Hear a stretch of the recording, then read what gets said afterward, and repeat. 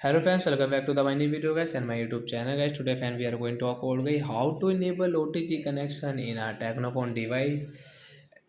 So today fans I will show you guys you want to enable your phone OTG connection. So how can you enable it?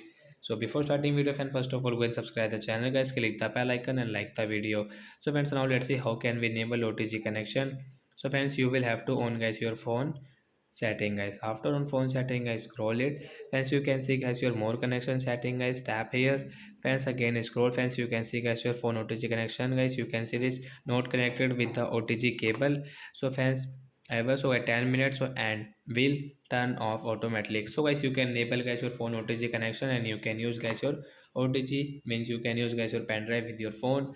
After enable it friends, you can use it and guys after that guys you want to disable, you don't want to use, so guys you can disable from here. So like that guys we can enable and disable guys OTG connection in Technophone device. So bye bye friends.